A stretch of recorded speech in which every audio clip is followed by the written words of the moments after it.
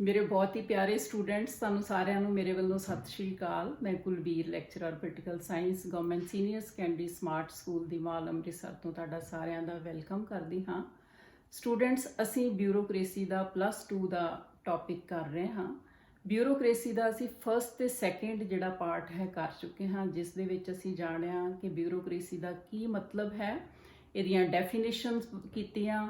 Then bureaucracy, ਜਿਸ ਨੂੰ ਪੰਜਾਬੀ ਵਿੱਚ ਨੌਕਰਸ਼ਾਹੀ ਜਾਂ ਅਸੈਨਿਕ ਸੇਵਾਵਾਂ ਵੀ ਕਿਹਾ ਜਾਂਦਾ ਹੈ, ਇਸ ਦਾ ਰੋਲ ਕੀਤਾ। ਦੈਨ ਅਸੀਂ ਸੈਕੰਡ ਪਾਰਟ ਵਿੱਚ ਕੀਤਾ ਕਿ ਬਿਊਰੋਕ੍ਰੇਸੀ ਦੀ ਰਿਕਰੂਟਮੈਂਟ ਕਿਸ ਤਰ੍ਹਾਂ ਹੁੰਦੀ ਹੈ, ਇਹਦੇ ਭਰਤੀ ਦੇ ਮੈਥਡ ਕਿਹੜੇ-ਕਿਹੜੇ ਹਨ ਤੇ ਚੰਗੀ ਨੌਕਰਸ਼ਾਹੀ ਦੇ ਕਿਹੜੇ ਗੁਣ ਹਨ। ਸਟੂਡੈਂਟਸ, ਮੈਂ ਆਲਰੇਡੀ ਆਪਣੇ ਪਹਿਲੇ ਲੈਸਨਸ ਵਿੱਚ ਦੱਸਿਆ ਸੀ ਕਿ ਜਿੱਥੇ ਇਹ ਚੈਪਟਰ ਤੁਹਾਡੇ ਲਈ ਬਹੁਤ ਇੰਪੋਰਟੈਂਟ ਹੈ, ਤੁਹਾਡੇ ਨੌਲੇਜ ਨੂੰ ਵਧਾਉਂਦਾ ਹੈ ਤੇ ਤੁਹਾਡੇ ਫਿਊਚਰ ਲਈ ਇਹ ਗਾਈਡਲਾਈਨਸ ਵੀ ਦਿੰਦਾ ਹੈ। ਸੋ ਸਟੂਡੈਂਟਸ, ਸਾਡਾ ਅੱਜ ਇਸ ਦਾ ਮੇਨ ਫੋਕਸ ਹੈ ਬਿਊਰੋਕ੍ਰੇਸੀ ਦਾ ਪਾਰਟ 3 ਕਰਨਾ ਹੈ, ਔਰ ਇਸ ਦੇ ਵਿੱਚ ਜਿਹੜੇ ਰਿਮੇਨਿੰਗ ਟੌਪਿਕਸ ਰਹਿ ਗਏ ਹਨ ਉਸ ਤੇ ਆਪਾਂ ਫੋਕਸ ਹੁੰਨੇ ਹਾਂ। ਸੋ ਅਸੀਂ ਅੱਜ ਆਪਣੇ ਟੌਪਿਕ ਵੱਲ ਵਧਦੇ ਹਾਂ। ਬਿਊਰੋਕ੍ਰੇਸੀ ਸਟੂਡੈਂਟਸ, ਜਿਸ ਤਰ੍ਹਾਂ ਮੈਂ ਦੱਸ ਚੁੱਕੀ ਹਾਂ ਕਿ ਜਿਹੜੀ ਨੌਕਰਸ਼ਾਹੀ ਜਾਂ ਅਸੈਨਿਕ ਸੇਵਾਵਾਂ ਹਨ, ਇਹ ਪ੍ਰਸ਼ਾਸਨਿਕ ਢਾਂਚੇ ਦੀ ਬੈਕਬੋਨ ਹੈ, ਰੀੜ੍ਹ ਦੀ ਹੱਡੀ ਹੈ, ਜਿਸ ਦੇ ਦੁਆਲੇ ਸਾਰਾ ਹੀ ਪ੍ਰਸ਼ਾਸਨਿਕ ਢਾਂਚਾ ਘੁੰਮਦਾ ਹੈ। ਮੈਂ ਤੁਹਾਨੂੰ ਇੱਕ ਵਾਰੀ ਫੇਰ ਇਹਦੇ ਤੇ ਫੋਕਸ ਕਰਦੀ ਹਾਂ ਕਿ ਨੌਕਰਸ਼ਾਹੀ ਜਾਂ ਅਸੈਨਿਕ ਸੇਵਾਵਾਂ ਨਿਪੁੰਨ ਤੇ ਪੇਸ਼ਾਵਰ ਕਰਮਚਾਰੀਆਂ ਦਾ ਉਹ ਵਰਗ ਹੈ ਜੋ ਸਾਰੇ ਸ਼ਾਸਨ ਪ੍ਰਬੰਧ ਨੂੰ ਚਲਾਉਂਦੇ ਹਨ। ਇਹਨਾਂ ਦੀ ਭਰਤੀ ਖਾਸ ਪ੍ਰਕਿਰਿਆ ਰਾਹੀਂ ਯੋਗਤਾ ਦੇ ਆਧਾਰਿਤ ਖੁੱਲ੍ਹੇ ਮੁਕਾਬਲੇ ਤੇ ਲਿਖਤੀ ਪ੍ਰੀਖਿਆ ਰਾਹੀਂ ਹੁੰਦੀ ਹੈ। ਇਹ ਕੌਣ ਹਨ? ਇਹ ਸਰਕਾਰ ਦੇ ਪੱਕੇ ਕਰਮਚਾਰੀ ਹਨ ਤੇ ਇਹਨਾਂ ਨੂੰ ਇਹਨਾਂ ਦੀਆਂ ਸੇਵਾਵਾਂ ਬਦਲੇ ਸਰਕਾਰ ਤਨਖਾਹ ਦਿੰਦੀ ਹੈ, ਭੱਤੇ ਦਿੰਦੀ ਹੈ, ਤੇ ਜਦੋਂ ਇਹ ਰਿਟਾਇਰ ਹੁੰਦੇ ਹਨ ਤੇ ਇਹਨਾਂ ਨੂੰ ਪੈਨਸ਼ਨ ਵੀ ਮਿਲਦੀ ਹੈ। So for the English medium students too, bureaucracy or the civil services is a class of skilled and professional officials or government employees who run the whole administration. They are also known as the backbone of the whole administration. Their recruitment method is very special. They are recruited on the basis of special qualifications through open competition or written examinations. They are permanent employees of the government. They are paid for their services, and when they get retirement, pension is given to them. Now students, I hope कि ਤੁਹਾਨੂੰ ਸਮਝ ਆ ਗਿਆ ਹੋਵੇਗਾ। ਅਸੀਂ already ਪਹਿਲੇ 2 video ਵਿੱਚ ਇਹਨੂੰ ਬੜੀ ਡਿਟੇਲ 'ਚ ਕਰ ਚੁੱਕੇ ਹਾਂ। ਹੁਣ ਅੱਗੇ ਅਸੀਂ ਰਿਮੇਨਿੰਗ ਪਾਰਟ ਤੇ ਵਧਦੇ ਹਾਂ। ਸਟੂਡੈਂਟਸ, ਪਲੀਜ਼ ਆਪਣਾ ਕਾਪੀ ਤੇ ਪੈਨ ਜ਼ਰੂਰ ਨਾਲ ਰੱਖ ਲੈਣਾ ਜਦੋਂ ਵੀ ਤੁਸੀਂ ਵੀਡੀਓ ਲੈਸਨ ਦੇਖਦੇ ਹੋ। ਹੁਣ ਅੱਜ ਅਸੀਂ ਜਾਣਾਂਗੇ ਨਿਊਟਰੈਲਿਟੀ ਆਫ ਸਿਵਲ ਸਰਵਿਸਿਜ਼। ਅਸੈਨਿਕ ਸੇਵਾਵਾਂ ਦੀ ਨਿਰਪੱਖਤਾ ਕੀ ਹੁੰਦੀ ਹੈ। ਸਟੂਡੈਂਟਸ, ਇੱਥੇ ਹਰ ਵਾਰੀ ਤੁਹਾਨੂੰ 2 ਜਾਂ 4 ਨੰਬਰ ਦਾ ਕੁਐਸਚਨ ਜਿਹੜਾ ਹੈ ਉਹ ਆ ਜਾਂਦਾ ਹੈ ਕਿ ਨੌਕਰਸ਼ਾਹੀ ਦੀ ਨਿਰਪੱਖਤਾ ਤੋਂ ਕੀ ਭਾਵ ਹੈ। ਸਟੂਡੈਂਟਸ, ਅਸੈਨਿਕ ਸੇਵਾਵਾਂ ਜਾਂ ਨੌਕਰਸ਼ਾਹੀ ਜਿਸ ਨੂੰ ਕਹਿੰਦੇ ਹਨ, ਇਸ ਨੂੰ ਬਿਲਕੁਲ ਨਿਰਪੱਖ ਰੱਖਿਆ ਗਿਆ ਹੈ। ਕਿਸ ਤਰ੍ਹਾਂ ਇਹਨਾਂ ਨੂੰ ਨਿਊਟਰਲ ਕੀਤਾ ਗਿਆ ਹੈ? ਕਿਉਂਕਿ ਕੋਈ ਵੀ ਸਰਕਾਰੀ ਕਰਮਚਾਰੀ, ਚਾਹੇ ਉਹ ਥੱਲੜੇ ਅਹੁਦੇ ਤੋਂ ਲੈ ਕੇ ਹਾਈ ਰੈਂਕਡ ਪੋਸਟ ਤੇ ਹੈ, ਉਹ ਕਿਸੇ ਵੀ ਇਲੈਕਸ਼ਨ ਵਿੱਚ ਹਿੱਸਾ ਨਹੀਂ ਲੈ ਸਕਦਾ, ਚੋਣ ਪ੍ਰਣਾਲੀ ਵਿੱਚ ਹਿੱਸਾ ਨਹੀਂ ਲੈ ਸਕਦਾ, ਉਹ ਕਿਸੇ ਰਾਜਨੀਤਿਕ ਦਲ ਦਾ ਮੈਂਬਰ ਨਹੀਂ ਬਣ ਸਕਦਾ, ਉਸ ਤੇ ਪਾਬੰਦੀ ਹੈ, ਔਰ ਉਹ ਆਪਣੇ ਕਾਰਜਕਾਲ ਦੌਰਾਨ ਚੋਣਾਂ ਵੀ ਨਹੀਂ ਲੜ ਸਕਦਾ ਅਤੇ ਨਾ ਹੀ ਕਿਸੇ ਰਾਜਨੀਤਿਕ ਦਲ ਦੇ ਹੱਕ ਵਿੱਚ ਉਹ ਪ੍ਰਚਾਰ ਕਰ ਸਕਦਾ ਹੈ ਜਿੰਨੀ ਦੇਰ ਉਹ ਗਵਰਨਮੈਂਟ ਦੀ ਜੌਬ ਕਰ ਰਿਹਾ ਹੈ। ਸੋ civil servants can't become the member of any political party. Civil servants neither allowed to contest for any political party. ਕਿਸੇ ਵੀ ਪਾਰਟੀ ਲਈ ਉਹ ਚੋਣ ਪ੍ਰਕਿਰਿਆ 'ਚ ਹਿੱਸਾ ਨਹੀਂ ਲੈ ਸਕਦੇ, nor seek elections, ਨਾ ਹੀ ਚੋਣਾਂ ਲੜ ਸਕਦੇ ਹਨ, to any legislative assembly or parliament. So I hope ਕਿ ਤੁਹਾਨੂੰ ਸਮਝ ਆ ਗਿਆ ਹੋਵੇਗਾ ਕਿ ਕਿਸੇ ਵੀ ਐਕਟਿਵ ਪੋਲੀਟੀਕਲ ਪਾਰਟੀ ਦੇ ਮੈਂਬਰ ਨਹੀਂ ਬਣ ਸਕਦੇ। ਜੇ ਇਹਨਾਂ ਨੇ ਬਣਨਾ ਹੈ ਤਾਂ ਪਹਿਲਾਂ ਇਹਨਾਂ ਨੂੰ ਆਪਣੀ ਨੌਕਰੀ ਤੋਂ ਅਸਤੀਫਾ ਦੇਣਾ ਪਏਗਾ। ਸੋ ਇੱਥੇ ਤੁਹਾਨੂੰ ਕੁਐਸਚਨ ਆ ਸਕਦਾ ਹੈ ਕਿ ਇਹ ਆਪਣੀ ਸੇਵਾ ਨੂੰ ਨਿਰਪੱਖ ਹੋ ਕੇ ਕਿਸੇ ਵੀ ਰਾਜਨੀਤਿਕ ਦਲ ਦੇ ਵਿੱਚ ਪਾਰਟਿਸਿਪੇਟ ਕੀਤੇ ਬਿਨਾਂ ਆਪਣੀ ਡਿਊਟੀ ਕਰਦੇ ਹਨ। ਆਈ ਹੋਪ ਕਿ ਤੁਸੀਂ ਸਮਝ ਗਏ ਹੋਗੇ। ਅੱਗੇ ਵਧਦੇ ਹਾਂ। ਨਾਓ ਸਟੂਡੈਂਟਸ, ਅਸੀਂ ਜਾਣਾਂਗੇ ਕਮਿਟਡ ਬਿਊਰੋਕ੍ਰੇਸੀ ਕੀ ਹੁੰਦੀ ਹੈ। ਵਚਨਬੱਧ ਨੌਕਰਸ਼ਾਹੀ ਕਿਸ ਨੂੰ ਕਹਿੰਦੇ ਹਨ?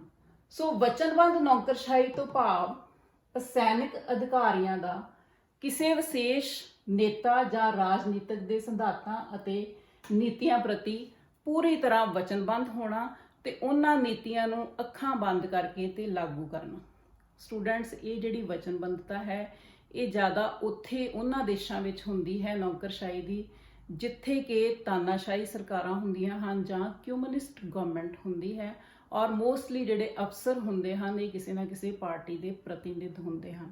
ਪਰ ਸਾਡੇ ਜਿਹੜਾ ਦੇਸ਼ ਹੈ ਇਹ ਲੋਕਤੰਤਰੀ ਦੇਸ਼ ਹੈ। ਜਦੋਂ ਸਾਡੇ ਦੇਸ਼ ਦੇ ਪਹਿਲੇ ਪ੍ਰਧਾਨ ਮੰਤਰੀ ਪੰਡਿਤ ਜਵਾਹਰ ਲਾਲ ਨਹਿਰੂ ਜੀ ਬਣੇ ਤਾਂ ਉਹਨਾਂ ਨੇ ਇਸ ਚੀਜ਼ ਨੂੰ ਬਹੁਤ ਹੀ ਧਿਆਨ ਦੇ ਵਿੱਚ ਰੱਖਿਆ ਤੇ ਨੌਕਰਸ਼ਾਹੀ ਨੂੰ ਉਹਨਾਂ ਸੈਨਿਕ ਸੇਵਾਵਾਂ ਨੂੰ ਉਹਨਾਂ ਨੇ ਨਿਰਪੱਖ ਬਣਾਉਣ ਲਈ ਇਹਦੀਆਂ ਜਿਹੜੀਆਂ ਪ੍ਰੋਵੀਜ਼ਨਸ ਹਨ ਉਹ ਸੰਵਿਧਾਨ ਵਿੱਚ ਕੀਤੀਆਂ ਕਿ ਜਿਹੜੀ ਨੌਕਰਸ਼ਾਹੀ ਹੈ ਉਹ ਨਿਰਪੱਖ ਹੋ ਕੇ ਹੀ ਆਪਣੇ ਰੋਲ ਨੂੰ ਵਧੀਆ ਤਰ੍ਹਾਂ ਨਿਭਾ ਸਕਦੀ ਹੈ।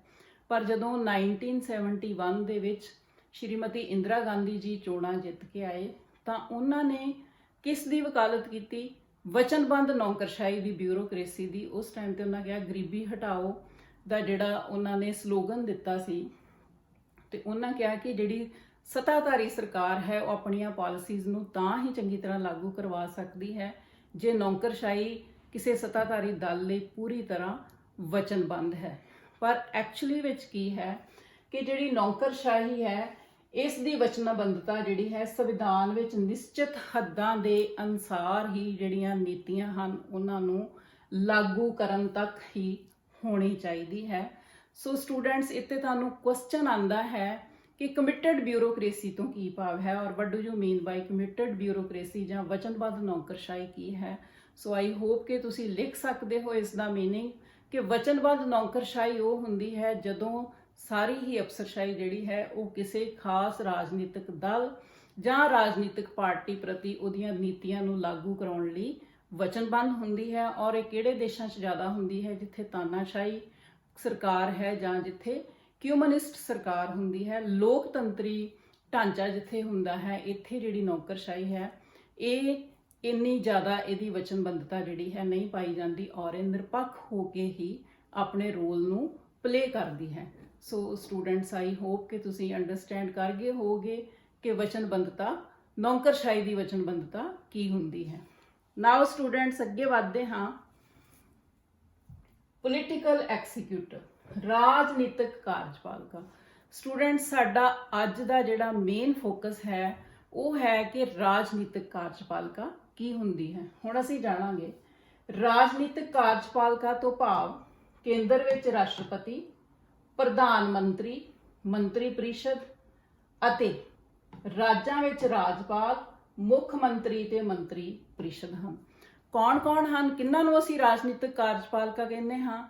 ਜਿਸ ਤਰ੍ਹਾਂ ਸਾਡਾ ਸੰਘੀ ਢਾਂਚਾ ਹੈ ਤੇ ਸੈਂਟਰ ਵਿੱਚ ਰਾਸ਼ਟਰਪਤੀ ਨੋਮੀਨਲ ਹੈੱਡ ਜਿਹੜੇ ਆ ਗਏ, ਜਿਹੜੇ ਸਟੇਟ ਦੇ ਹੈੱਡ ਹਨ।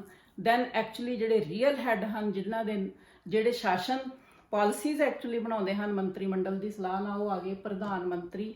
ਇਹਨਾਂ ਦੇ ਨਾਲ ਇਹਨਾਂ ਦਾ ਮੰਤਰੀ ਮੰਡਲ ਆ ਗਿਆ, ਮੰਤਰੀ ਪਰਿਸ਼ਦ ਆ ਗਿਆ। ਇਹ ਕੌਣ ਹਨ? ਸੈਂਟਰ ਦੇ ਉੱਤੇ ਰਾਜਨੀਤਿਕ ਕਾਰਜਪਾਲਿਕਾ। ਤੇ ਜੇ ਅਸੀਂ ਪੰਜਾਬ ਦੀ ਗੱਲ ਕਰਦੇ ਹਾਂ ਤੇ ਸਾਡੇ ਰਾਜਪਾਲ ਆ ਗਏ, ਦੈਨ ਚੀਫ ਮਿਨਿਸਟਰ ਆ ਗਏ ਜਿਹੜੇ ਸਾਡੇ ਕੈਪਟਨ ਅਮਰਿੰਦਰ ਸਿੰਘ ਇਸ ਟਾਈਮ ਤੇ ਕਾਂਗਰਸ ਪਾਰਟੀ ਦੀ ਸੱਤਾ ਹੈ ਸਾਡੇ ਪੰਜਾਬ ਦੇ ਵਿੱਚ, ਤੇ ਇਹਨਾਂ ਦੇ ਨਾਲ ਮੰਤਰੀ ਮੰਡਲ ਆ ਗਿਆ।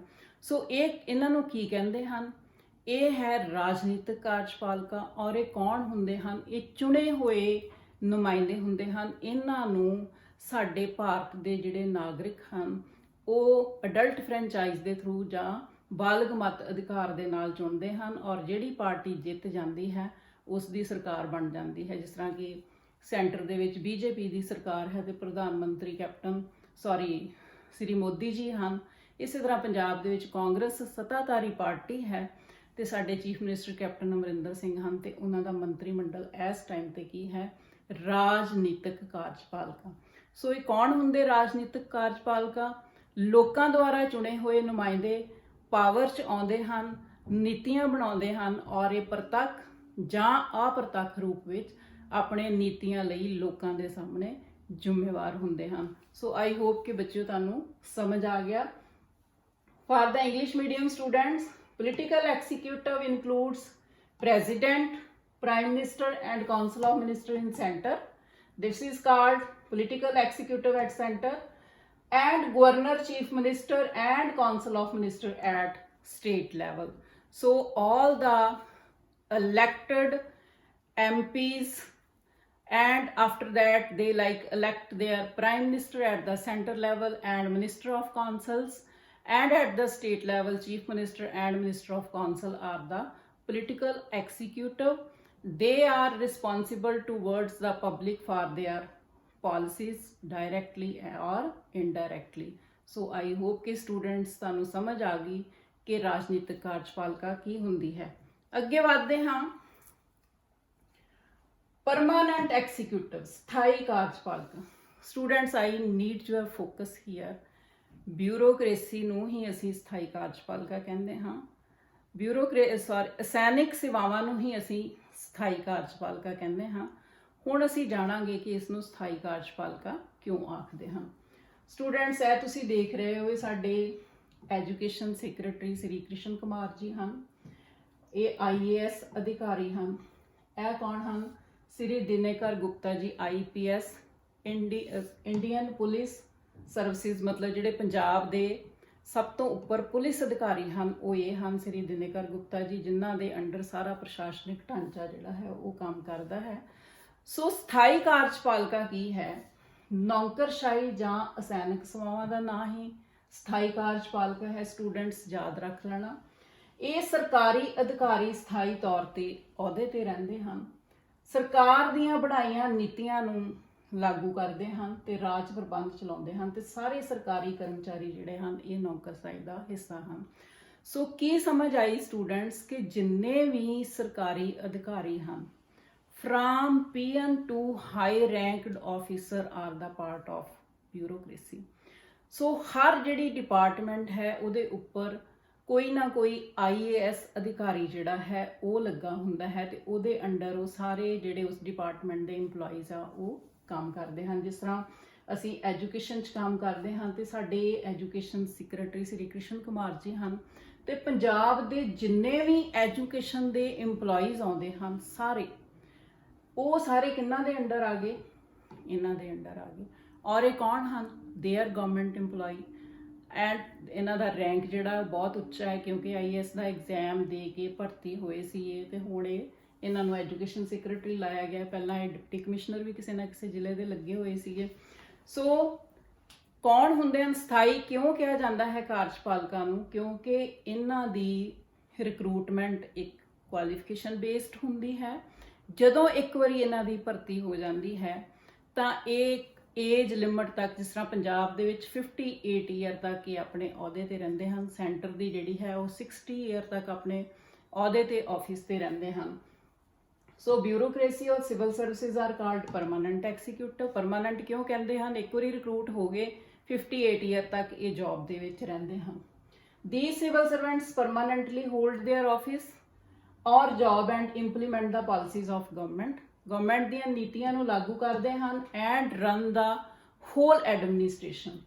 All government servants, ਜਿੰਨੇ ਵੀ ਸਰਕਾਰੀ ਕਰਮਚਾਰੀ ਹਨ, from PM to high ranked officer, all the government employees from PM to high ranked officer are part of civil servants. ਕਿਉਂਕਿ ਦੇਖੋ ਇਹ ਟੌਪ ਤੇ ਆਫਿਸਰ ਬੈਠੇ ਹਨ ਐਜੂਕੇਸ਼ਨ ਸਰਵਿਸਿਜ਼ ਦੇ ਵਿੱਚ, ਐਜੂਕੇਸ਼ਨ ਡਿਪਾਰਟਮੈਂਟ ਵਿੱਚ, ਔਰ ਜਿਹੜੀ ਵੀ ਪਾਲਿਸੀ ਜਿਹੜੀ ਜਦੋਂ ਇਹਨੂੰ ਐਪਲੀਕੇਬਲ ਕਰਨਗੇ ਤੇ ਉਹ ਜਿੰਨੇ ਵੀ ਐਜੂਕੇਸ਼ਨ ਦੇ ਵਿੱਚ ਕੰਮ ਕਰਦੇ ਹਨ ਉਹ ਸਾਰੇ ਉਸ ਪਾਲਿਸੀ ਨੂੰ ਐਪਲੀਕੇਸ਼ਨ ਕਰਨ ਦੇ ਵਿੱਚ ਹੈਲਪ ਕਰਨਗੇ। ਸੋ ਆਈ ਹੋਪ ਕਿ ਸਟੂਡੈਂਟਸ ਤੁਹਾਨੂੰ ਸਮਝ ਆ ਗਿਆ ਕਿ ਪਰਮਾਨੈਂਟ ਐਗਜ਼ੀਕਿਊਟਿਵ ਕੀ ਹੈ ਜਾਂ ਸਥਾਈ ਕਾਰਜਪਾਲਿਕਾ ਕੀ ਹੈ। ਤੁਹਾਨੂੰ 2 ਜਾਂ 4 ਨੰਬਰ ਦਾ ਕੁਐਸਚਨ ਇੱਥੇ ਪੁੱਛਿਆ ਜਾ ਸਕਦਾ ਹੈ। ਹੁਣ ਆਪਾਂ ਹੋਰ ਐਗਜ਼ਾਮਪਲਸ ਲੈਂਦੇ ਹਾਂ।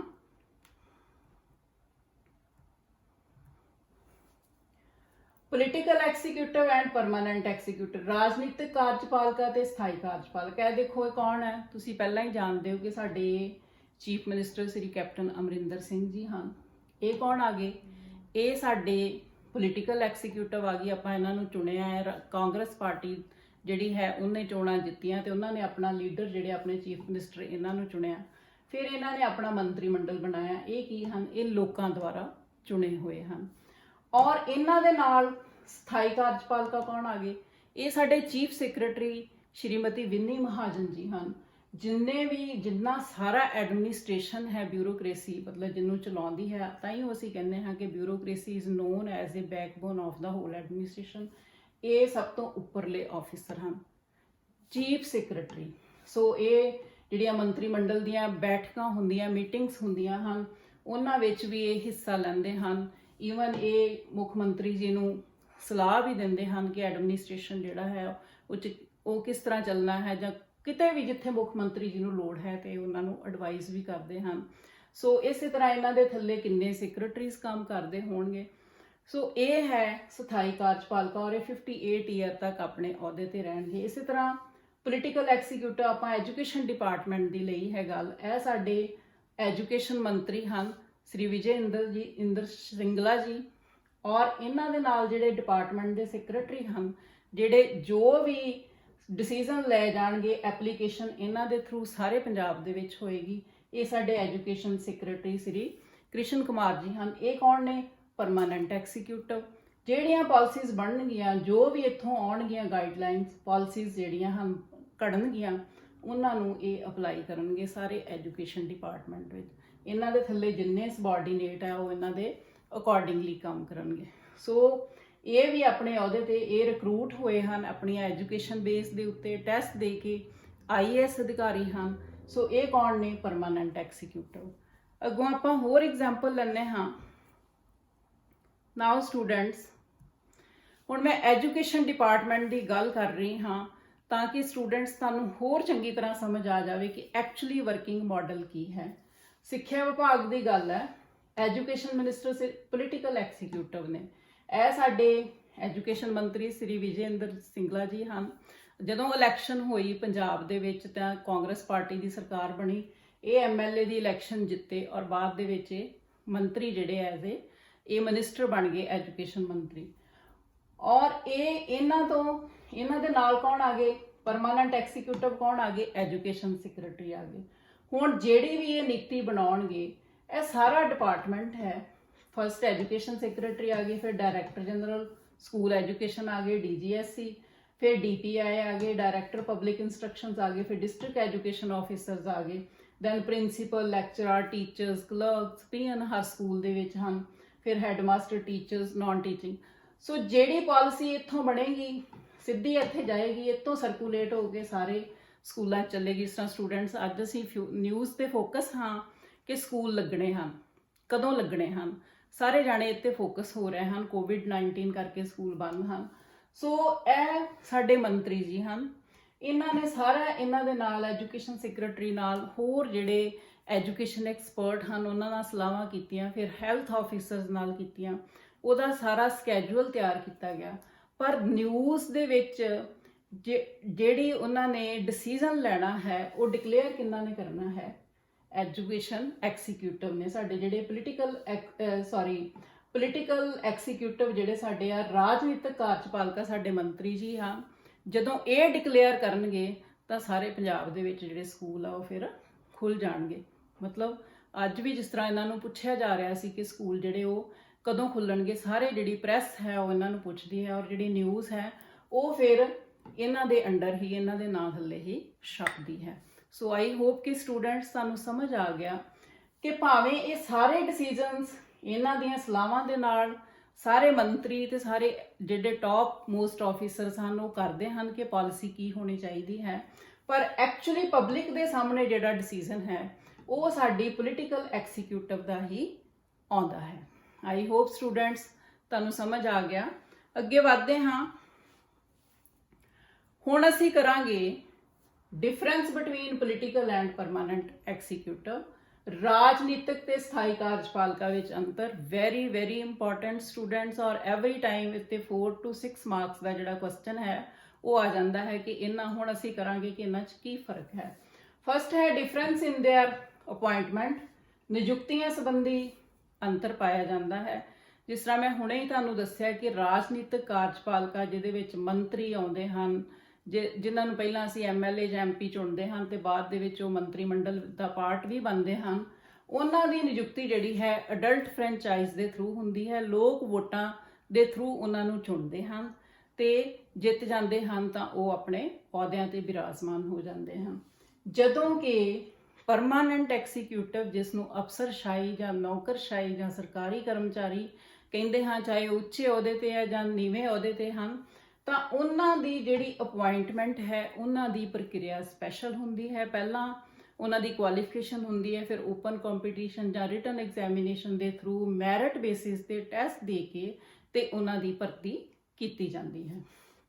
ਨਾਓ second point, difference in their qualification, ਯੋਗਤਾ ਸੰਬੰਧੀ ਅੰਤਰ। ਜਿਹੜੀ ਰਾਜਨੀਤਿਕ ਕਾਰਜਪਾਲਿਕਾ ਹੈ, ਕਿਸੇ ਵੀ ਵਿਅਕਤੀ ਨੇ ਚੋਣ ਲੜਨੀ ਹੈ ਤਾਂ ਉਹਦੀਆਂ ਕੁਆਲੀਫਿਕੇਸ਼ਨ ਕੀ ਹੈ ਕਿ ਉਹ 25 ਸਾਲ ਦਾ ਹੋਵੇ, ਉਹ ਭਾਰਤ ਦਾ ਨਾਗਰਿਕ ਹੋਵੇ, ਉਹ ਪਾਗਲ ਜਾਂ ਦੀਵਾਨੀਆ ਨਾ ਹੋਵੇ ਤੇ ਉਹ ਸਰਕਾਰੀ ਨੌਕਰੀ ਨਾ ਕਰਦਾ ਹੋਵੇ। ਸੋ ਰਾਜਨੀਤਿਕ ਕਾਰਜਪਾਲਿਕਾ ਲਈ ਯੋਗਤਾ ਇਹ ਹੈ।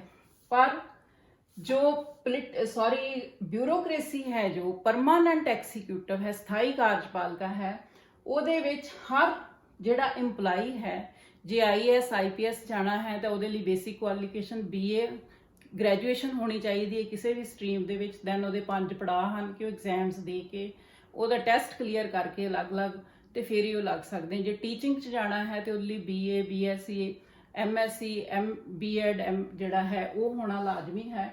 ਇਸੇ ਤਰ੍ਹਾਂ ਜਿਹੜੀ ਪਰਮਾਨੈਂਟ ਬਿਊਰੋਕ੍ਰੇਸੀ ਹੈ ਉਹ ਕਾਹਦੇ ਤੇ ਹੈ, ਉਹ ਕੁਆਲੀਫਿਕੇਸ਼ਨ ਬੇਸਡ ਉਹਦੀ ਰਿਕਰੂਟਮੈਂਟ ਹੁੰਦੀ ਹੈ। ਜਦੋਂ ਕਿ ਇਹਨਾਂ ਦੀ ਜਿਹੜੀ ਨਿਯੁਕਤੀ ਹੈ, ਜਿਹੜੀ ਪੋਲੀਟੀਕਲ ਐਗਜ਼ੀਕਿਊਟਿਵ ਹੈ, ਇਹਦੀ ਜਿਹੜੀ ਨਿਯੁਕਤੀ ਹੈ, ਇਹਦੀ ਜਿਹੜੀ ਯੋਗਤਾ ਹੈ ਉਹ ਕਾਹਦੇ ਬੇਸਡ ਹੈ, ਉਹਦੇ ਵਿੱਚ ਕੀ ਹੈ ਕਿ ਜਨਰਲ ਕਿ ਉਹ ਭਾਰਤ ਦਾ ਨਾਗਰਿਕ ਹੋਵੇ, 25 ਸਾਲ ਉਮਰ ਹੋਵੇ, ਮਤਲਬ ਜਨਰਲ, ਉਹ ਪਾਗਲ ਨਾ ਹੋਵੇ, ਉਹ ਸਰਕਾਰੀ ਨੌਕਰੀ ਨਾ ਕਰਦਾ ਹੋਵੇ। ਸੋ ਇਹਨਾਂ ਦੀ ਯੋਗਤਾ ਵਿੱਚ ਵੀ ਡਿਫਰੈਂਸ ਹੈ। Then difference in their tenure, ਕਾਰਜਕਾਲ ਸੰਬੰਧੀ ਅੰਤਰ। ਆਪਾਂ ਭਾਰਤ ਦੇ ਨਾਗਰਿਕਾਂ, ਸਟੂਡੈਂਟਸ, ਔਰ ਇੱਥੇ ਹਰ 5 ਸਾਲ ਬਾਅਦ ਇਲੈਕਸ਼ਨਸ ਹੁੰਦੀਆਂ ਹਨ ਔਰ ਬਹੁਤ ਸਾਰੀਆਂ ਸੱਤਾਧਾਰ ਜਿਹੜੀਆਂ ਪੋਲੀਟੀਕਲ ਰਾਜਨੀਤਿਕ ਪਾਰਟੀਆਂ ਹਨ ਉਹ ਇਲੈਕਸ਼ਨ ਦੇ ਵਿੱਚ ਆਪਣੀ ਲੱਕ ਜਿਹੜੀ ਹੈ ਉਸ ਨੂੰ ਅਜਮਾਉਂਦੀਆਂ ਹਨ ਔਰ ਜਿਹੜੀ ਵੀ ਪਾਰਟੀ ਜਿੱਤ ਜਾਂਦੀ ਹੈ ਉਸ ਦੀ ਸਰਕਾਰ ਬਣ ਜਾਂਦੀ ਹੈ। ਇਸ ਤਰ੍ਹਾਂ ਸੈਂਟਰ ਦੇ ਵਿੱਚ BJP ਦੀ ਹੈ, ਸਾਡੇ ਪੰਜਾਬ ਦੇ ਵਿੱਚ ਕਾਂਗਰਸ ਦੀ ਸਰਕਾਰ ਹੈ ਔਰ 5 ਸਾਲ ਲਈ ਇਹਨਾਂ ਦਾ ਟੈਨਿਓਰ ਹੁੰਦਾ ਹੈ। ਜਦੋਂ ਕਿ ਪਰਮਾਨੈਂਟ ਐਗਜ਼ੀਕਿਊਟਿਵ ਹੈ, ਇੱਕ ਵਾਰੀ EMPLOYE ਜੌਬ 'ਚ ਆ ਜਾਂਦੇ, ਉਹਨਾਂ ਦੀ ਰਿਕਰੂਟਮੈਂਟ ਹੋ ਜਾਂਦੀ ਹੈ ਤਾਂ 58 ਈਅਰ ਤੱਕ ਜਿਹੜਾ ਹੈ ਉਹ ਆਪਣੇ ਅਹੁਦੇ ਤੇ ਬਿਰਾਜਮਾਨ ਰਹਿੰਦੇ ਹਨ। ਸੋ ਇਹਨਾਂ ਦੇ ਟੈਨਿਓਰ 'ਚ ਵੀ ਫਰਕ ਪਾਇਆ ਜਾਂਦਾ ਹੈ। ਡਿਫਰੈਂਸ ਅਬਾਊਟ देयर ਰਿਸਪੌਂਸਿਬਿਲਿਟੀ, ਜ਼ਿੰਮੇਵਾਰੀ ਵਿੱਚ ਫਰਕ। ਸਟੂਡੈਂਟਸ, ਜਿਹੜੀ ਪੋਲੀਟੀਕਲ ਐਗਜ਼ੀਕਿਊਟਿਵ ਹੈ, ਰਾਜਨੀਤਿਕ ਕਾਰਜਪਾਲਿਕਾ ਹੈ, ਉਹ ਲੋਕਾਂ ਦੇ ਸਾਹਮਣੇ ਜ਼ਿੰਮੇਵਾਰ ਹੈ। ਜੋ ਵੀ ਨੀਤੀਆਂ ਉਹ ਪਬਲਿਕ ਦੇ ਸਾਹਮਣੇ ਲਿਆਉਂਦੀ ਹੈ, ਪਬਲਿਕ ਉਹਨਾਂ ਨੂੰ ਪੁੱਛ ਸਕਦੀ ਹੈ, ਉਹ ਲੋਕਾਂ ਨੂੰ ਜਵਾਬਦੇਹ ਹੈ। ਜਦੋਂ ਕਿ ਜਿਹੜੀ ਸਥਾਈ ਕਾਰਜਪਾਲਿਕਾ ਹੈ, ਪਰਮਾਨੈਂਟ ਐਗਜ਼ੀਕਿਊਟਿਵ ਹੈ, ਹਰ ਪਰਮਾਨੈਂਟ ਐਗਜ਼ੀਕਿਊਟਿਵ ਵਿੱਚ ਜਿਹੜਾ ਗਵਰਨਮੈਂਟ EMPLOYE ਹੈ ਉਹ ਆਪਣੇ ਤੋਂ ਉੱਪਰਲੇ ਜਿਹੜਾ ਬੌਸ ਹੈ, ਜਿਹੜਾ ਅਫਸਰ ਹੈ ਉਸ ਤੋਂ ਵੱਡਾ, ਉਹਦੇ ਪ੍ਰਤੀ ਉਹ ਆਪਣੇ ਕੰਮਾਂ ਲਈ ਜ਼ਿੰਮੇਵਾਰ ਹੈ। ਸੋ ਇਸ ਤਰ੍ਹਾਂ ਇਹਨਾਂ ਦੀ ਜ਼ਿੰਮੇਵਾਰੀ ਵਿੱਚ ਵੀ ਫਰਕ ਹੈ। ਜਿਸ ਤਰ੍ਹਾਂ ਹੁਣ ਸਕੂਲ ਖੁੱਲ੍ਹਣੇ ਹਨ ਤਾਂ ਸਕੂਲਾਂ ਦੀ ਖੋਲ੍ਹਣ ਦੀ ਸਾਰੀ ਜ਼ਿੰਮੇਵਾਰੀ ਜਿਹੜੀ ਹੈ ਉਹ ਕਿਹਨਾਂ ਦੇ ਸਿਰ ਤੇ ਹੋਏਗੀ, ਪੋਲੀਟੀਕਲ ਐਗਜ਼ੀਕਿਊਟਿਵ ਦੇ ਉੱਤੇ ਹੋਏਗੀ, ਮਤਲਬ ਰਾਜਨੀਤਿਕ ਕਾਰਜਪਾਲਿਕਾ ਤੇ ਹੋਏਗੀ। Permanent executive is professional but political executive is immature. ਸਥਾਈ ਕਾਰਜਪਾਲਿਕਾ ਪੇਸ਼ਾਵਰ ਹੈ ਪਰ ਰਾਜਨੀਤਿਕ ਕਾਰਜਪਾਲਿਕਾ ਅਨਾੜੀ ਹੈ। ਸਟੂਡੈਂਟਸ, ਅਸੀਂ ਜਾਣਿਆ bureaucracy is A class of skilled and professional officials who run the whole administration। Means ਕਿ ਜਿਹੜੀ ਪਰਮਾਨੈਂਟ ਐਗਜ਼ੀਕਿਊਟਿਵ ਹੈ ਜਦੋਂ ਜੌਬ 'ਚ ਆਉਂਦੇ ਹਨ ਤਾਂ ਇਹਨਾਂ ਦੀ ਜਿਹੜੀ ਰਿਕਰੂਟਮੈਂਟ ਹੈ ਇਹਨਾਂ ਦੀ ਐਜੂਕੇਸ਼ਨ ਬੇਸਡ ਹੁੰਦੀ ਹੈ। ਇਹਨਾਂ ਨੂੰ ਉਸ ਜਿਹਦੇ ਵਿੱਚ ਇਹ ਭਰਤੀ ਹੁੰਦੇ ਹਨ ਉਸ ਡਿਪਾਰਟਮੈਂਟ ਦਾ ਪੂਰਾ ਨੌਲੇਜ ਹੁੰਦਾ ਹੈ। ਸਮੇਂ-ਸਮੇਂ ਤੇ ਇਹਨਾਂ ਨੂੰ ਟ੍ਰੇਨਿੰਗ ਦੇ ਕੇ ਹੋਰ ਐਕਸਪਰਟ ਕੀਤਾ ਜਾਂਦਾ ਹੈ ਤਾਂ ਕਿ ਉਹਨੂੰ ਪ੍ਰਸ਼ਾਸਨਿਕ ਢਾਂਚੇ ਨੂੰ ਚੰਗੀ ਤਰ੍ਹਾਂ ਚਲਾ ਸਕਣ। ਪਰ ਜਿਹੜੇ ਪੋਲੀਟੀਕਲ ਲੀਡਰਸ ਐਗਜ਼ੀਕਿਊਟਿਵ ਹੈ ਇਹਦੇ ਵਿੱਚ ਮੰਤਰੀਆਂ ਦੇ ਅਹੁਦੇ ਬਦਲਦੇ ਰਹਿੰਦੇ ਹਨ। ਜਿਸ ਤਰ੍ਹਾਂ ਅਸੀਂ ਐਜੂਕੇਸ਼ਨ ਡਿਪਾਰਟਮੈਂਟ ਪੰਜਾਬ 'ਚ ਲੈਂਦੇ ਹਾਂ ਤਾਂ ਇਹਦੇ ਵਿੱਚ ਜਿਹੜੇ ਸ੍ਰੀ ਵਿਜੇ ਇੰਦਰ ਸਿੰਗਲਾ ਜੀ ਹਨ, ਇਹ ਸਾਡੇ ਤੀਸਰੇ ਐਜੂਕੇਸ਼ਨ ਦੇ ਮੰਤਰੀ ਹਨ। ਇਸ ਤੋਂ ਪਹਿਲਾਂ OP ਸੋਨੀ ਜੀ ਸਾਡੇ ਮੰਤਰੀ ਸੀ।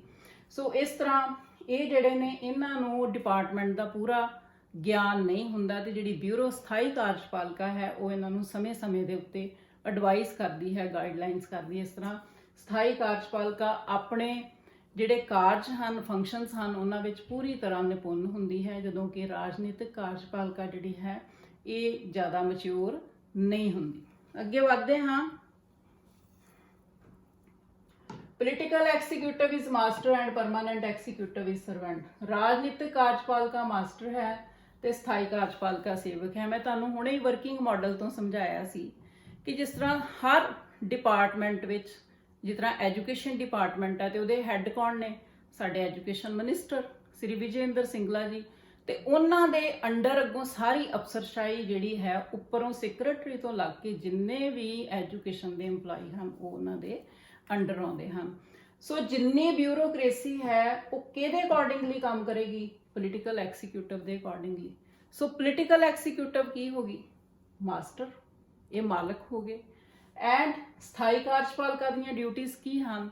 ਜੋ ਫੈਸਲੇ ਪੋਲੀਟੀਕਲ ਐਗਜ਼ੀਕਿਊਟਿਵ ਨੇ ਲਏ ਹਨ, ਰਾਜਨੀਤਿਕ ਕਾਰਜਪਾਲਿਕਾ ਨੇ ਲਏ ਹਨ, ਉਹਨਾਂ ਫੈਸਲਿਆਂ ਨੂੰ ਪਬਲਿਕ ਦੇ ਸਾਹਮਣੇ ਲਿਆਉਣਾ ਤੇ ਉਹਨਾਂ ਨੂੰ ਲਾਗੂ ਕਰਾਉਣਾ। ਸੋ ਆਪਾਂ ਇੱਥੋਂ ਕੀ ਜਾਣਿਆ ਹੈ ਕਿ ਜਿਹੜੀ ਰਾਜਨੀਤਿਕ ਕਾਰਜਪਾਲਿਕਾ ਹੈ ਉਹ ਇਹਨਾਂ ਦੇ ਸਰਪ੍ਰਸਤ ਹੈ, ਮਾਸਟਰ ਹੈ, ਮਾਸਟਰ ਦੀ ਭੂਮਿਕਾ ਹੈ, ਤੇ ਸਥਾਈ ਕਾਰਜਪਾਲਿਕਾ ਉਹਨਾਂ ਦੀ ਨੀਤੀਆਂ ਨੂੰ ਲਾਗੂ ਕਰਦੀ ਹੈ। ਕਿਹਾ ਜਾਂਦਾ ਹੈ ਨਾ, where policy formulation ends administration begins, ਮਤਲਬ ਜਿੱਥੇ ਨੀਤੀ ਨਿਰਮਾਣ ਦਾ ਕੰਮ ਖਤਮ ਹੋਇਆ ਤਾਂ ਐਡਮਿਨਿਸਟ੍ਰੇਸ਼ਨ ਸਟਾਰਟ ਹੋ ਗਿਆ। ਇਸ ਤਰ੍ਹਾਂ ਅੱਜ ਹੀ ਫੈਸਲਾ ਹੁੰਦਾ ਹੈ ਕਿ ਸਕੂਲ ਖੋਲ੍ਹੇ ਜਾਣਗੇ, ਕੱਲ ਨੂੰ ਪ੍ਰੈਸ ਵਿੱਚ ਅਖਬਾਰ 'ਚ ਆ ਜਾਏਗਾ ਕਿ ਮੰਤਰੀ ਜੀ ਨੇ ਇਸ ਤਰੀਕ ਤੋਂ ਸਕੂਲ ਖੋਲ੍ਹਣ ਦੀ ਆਗਿਆ ਦੇ ਦਿੱਤੀ ਗਈ, ਤੇ ਉਹ ਇਨ ਬਿਨ ਜਿਹੜੀਆਂ ਜੋ ਵੀ ਆ ਉਹਨੂੰ ਲਾਗੂ ਕਿੱਥੋਂ ਕੀਤਾ ਜਾਏਗਾ? ਉਹ ਸੈਕਟਰੀ ਸਾਹਿਬ ਜਿਹੜੇ ਹਨ ਉਹ ਸਾਰੇ ਉਸੇ ਵੇਲੇ ਉਹ ਲੈਟਰਸ ਨੂੰ ਸਰਕੂਲੇਟ ਕਰ ਲੈਣਗੇ ਤੇ ਉਹਦੇ ਤੇ ਜਿਹੜੀਆਂ ਨੀਤੀ ਬਣਾਈ ਗਈ ਹੈ ਸਕੂਲ ਖੋਲ੍ਹਣ ਦੀ ਉਹ ਐਪਲੀਕੇਬਲ ਹੋ ਜਾਏਗੀ। Now students, difference about their role, ਭੂਮਿਕਾ ਸੰਬੰਧੀ ਅੰਤਰ। ਜਿਹੜੀ ਰਾਜਨੀਤਿਕ ਕਾਰਜਪਾਲਿਕਾ ਹੈ ਇਸ ਦੀ ਮੇਨ ਫੰਕਸ਼ਨ ਕੀ ਹੈ, ਭੂਮਿਕਾ ਕੀ ਹੈ? ਨੀਤੀ ਨਿਰਮਾਣ ਕਰਨਾ, ਪਾਲਿਸੀ ਮੇਕਿੰਗ, ਨੀਤੀਆਂ ਬਣਾਉਣੀਆਂ। ਜਦੋਂ ਕਿ ਜਿਹੜੀ ਪਰਮਾਨੈਂਟ ਐਗਜ਼ੀਕਿਊਟਿਵ ਹੈ ਉਸਨੇ ਕੀ ਕਰਨਾ ਹੈ? ਜਿੰਨੀਆਂ ਵੀ ਨੀਤੀਆਂ ਪੋਲੀਟੀਕਲ ਐਗਜ਼ੀਕਿਊਟਿਵ ਨੇ ਬਣਾਈਆਂ ਹਨ ਉਹਨਾਂ ਨੂੰ ਲਾਗੂ ਕਰਨਾ, ਲੋਕਾਂ ਤੱਕ ਉਹਨਾਂ ਦੀ ਐਪਲੀਕੇਸ਼ਨ ਕਰਨੀ। Difference about there political relation, ਸੰਬੰਧਾਂ ਦੇ ਆਧਾਰਿਤ ਅੰਤਰ। ਜਿਹੜੀ ਪੋਲੀਟੀਕਲ ਐਗਜ਼ੀਕਿਊਟਿਵ ਇਹਦੇ ਵਿੱਚ ਮੰਤਰੀ ਹੁੰਦੇ ਹਨ ਤਾਂ ਇਹ ਕਿਸੇ ਨਾ ਕਿਸੇ ਰਾਜਨੀਤਿਕ ਦਲ ਦੇ ਬਹੁਤ ਹੀ ਐਕਟਿਵ ਮੈਂਬਰ ਹੁੰਦੇ ਹਨ। ਜਿਸ ਤਰ੍ਹਾਂ ਹੁਣ ਸਾਡੇ ਕਾਂਗਰਸ ਪਾਰਟੀ ਦੀ ਗਵਰਨਮੈਂਟ ਹੈ ਪੰਜਾਬ ਦੇ ਵਿੱਚ ਚੱਲ ਰਹੀ, ਤੇ ਜਿੰਨੇ ਵੀ ਇਹਦੇ ਮਿਨਿਸਟਰਸ ਹਨ ਉਹ ਕਿਹਦੇ ਨਾਲ ਸੰਬੰਧਿਤ ਹਨ? ਕਾਂਗਰਸ ਪਾਰਟੀ ਨਾਲ। ਸੈਂਟਰ 'ਚ ਬੀਜੇਪੀ ਦੀ ਗਵਰਨਮੈਂਟ ਹੈ ਤੇ ਬੀਜੇਪੀ ਦੇ ਜਿੰਨੇ ਵੀ ਕਾਉਂਸਲ ਆਫ ਮਿਨਿਸਟਰਸ ਹੈ they are active participant, active members of that BJP. But ਜਿਹੜੀ ਬਿਊਰੋਕ੍ਰੇਸੀ, ਅਸੀਂ ਇਹਦੇ ਬਾਰੇ ਜਾਣਿਆ ਕਿ ਬਿਲਕੁਲ ਨਿਰਪੱਖ ਹੋ ਕੇ ਕੰਮ ਕਰਦੀ ਹੈ ਔਰ ਕਿਸੇ ਵੀ ਪਾਰਟੀ ਦਾ ਹਿੱਸਾ ਨਹੀਂ ਹੁੰਦੀ। Then difference in their size, ਆਕਾਰ ਸੰਬੰਧੀ ਅੰਤਰ। ਜਿਹੜੀ ਪੋਲੀਟੀਕਲ ਬਿਊਰੋਕ੍ਰੇਸੀ ਹੈ ਇਹਦੀ ਪ੍ਰੋਵੀਜ਼ਨ ਹੈ ਕਿ 15% ਟੋਟਲ ਜਿਹੜੇ MLAs ਹਨ ਜਾਂ MPs ਹਨ ਉਹਨਾਂ ਵਿੱਚੋਂ 15% ਜਿਹੜੇ ਹਨ ਉਹ ਇਹਦਾ ਸਾਈਜ਼ ਹੋਏਗਾ। ਜਿਸ ਤਰ੍ਹਾਂ ਕਿ 543 ਜਿਹੜੇ ਹਨ ਸਾਡੇ ਪਾਰਲੀਮੈਂਟਰੀ ਮੈਂਬਰ ਹਨ ਤੇ ਉਤੋਂ 80 ਤੋਂ 82, 80 to 82 ਜਿਹੜੇ ਹਨ ਉਹ ਐਜ਼ ਏ ਮੰਤਰੀ ਹੋਣਗੇ, ਕਾਉਂਸਲ ਆਫ ਮਿਨਿਸਟਰਸ ਹੋਣਗੇ। ਇਸ ਤਰ੍ਹਾਂ ਪੰਜਾਬ ਵਿੱਚ ਜੇ 117 ਹਨ ਤਾਂ ਇਹਦੇ ਵਿੱਚੋਂ 17 ਜਾਂ 18 ਮਿਨਿਸਟਰਸ ਹੋਣਗੇ ਇਨਕਲੂਡਿੰਗ ਚੀਫ ਮਿਨਿਸਟਰ। ਸੋ ਇਹਦਾ ਆਕਾਰ ਇਹ ਹੈ। ਪਰ ਜਿਹੜੀ ਪਰਮਾਨੈਂਟ ਐਗਜ਼ੀਕਿਊਟਿਵ ਹੈ ਉਹਦੇ 'ਚ ਆਪਾਂ ਜਾਣਦੇ ਹਾਂ ਕਿ ਹਜ਼ਾਰਾਂ ਹੀ ਕਰਮਚਾਰੀ ਹਰ ਡਿਪਾਰਟਮੈਂਟ ਵਿੱਚ ਕੰਮ ਕਰਦੇ ਹਨ ਤੇ ਸਾਰੇ ਪ੍ਰਸ਼ਾਸਨਿਕ ਢਾਂਚੇ ਨੂੰ ਚਲਾਉਂਦੇ ਹਨ। ਸੋ ਸਟੂਡੈਂਟਸ, ਇਹਨਾਂ ਦੇ ਸਾਈਜ਼ 'ਚ ਬਹੁਤ ਡਿਫਰੈਂਸ ਹੈ ਤੇ ਜਿਉਂ-ਜਿਉਂ ਲੋੜ ਪੈਂਦੀ ਹੈ ਤਾਂ ਹੋਰ ਜਿਹੜੇ ਕਰਮਚਾਰੀ EMPLOYEES ਹਨ ਉਹਨਾਂ ਦੀ ਰਿਕਰੂਟਮੈਂਟ ਕੀਤੀ ਜਾਂਦੀ ਹੈ। ਡਿਫਰੈਂਸ ਇਨ देयर ਅਨੋਨਿਮਿਟੀ, ਗੁਮਨਾਮਤਾ ਦੇ ਸੰਬੰਧ ਵਿੱਚ ਅੰਤਰ। ਸਟੂਡੈਂਟਸ, ਜਿੰਨੇ ਵੀ ਐਕਸ਼ਨ, ਜਿਹੜਾ ਵੀ ਕੰਮ ਹੁੰਦਾ ਹੈ ਉਸ ਦੀ ਜ਼ਿੰਮੇਵਾਰ ਜਿਹੜੀ ਹੈ ਉਹ ਸਾਰੀ ਰਾਜਨੀਤਿਕ ਕਾਰਜਪਾਲਿਕਾ ਤੇ ਹੁੰਦੀ ਹੈ। ਅਖਬਾਰ ਦੇ ਵਿੱਚ ਨਾਂ ਜਿਹੜਾ ਹੈ ਉਹ ਜਿਸ ਮਹਿਕਮੇ ਦਾ ਮੰਤਰੀ ਹੋਏਗਾ ਉਸ ਦਾ ਹੀ ਛਪੇਗਾ, ਨਾ ਕਿ ਉਸ ਮਹਿਕਮੇ ਨਾਲ ਸੰਬੰਧਿਤ ਆਫਿਸਰ ਦਾ ਆਏਗਾ।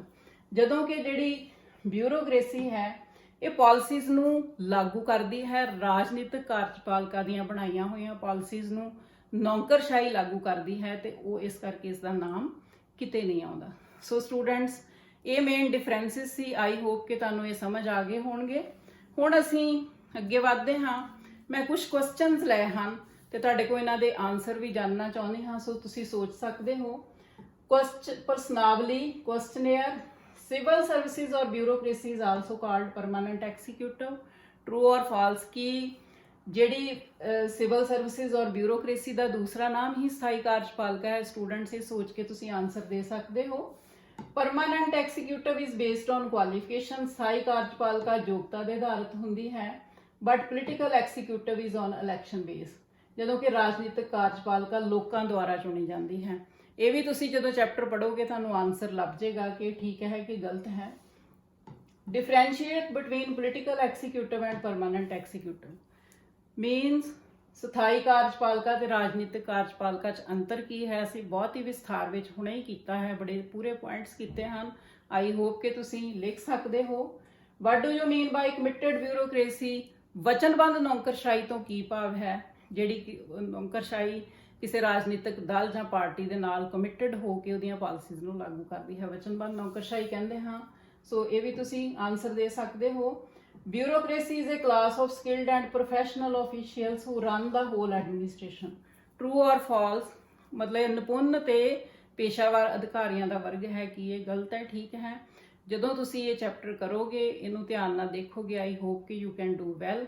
ਸੋ ਸਟੂਡੈਂਟਸ, ਇਸ ਦੇ ਨਾਲ ਹੀ ਸਾਡਾ ਬਿਊਰੋਕ੍ਰੇਸੀ ਦਾ ਚੈਪਟਰ ਖਤਮ ਹੁੰਦਾ ਹੈ। Thank you very much. Have A nice day.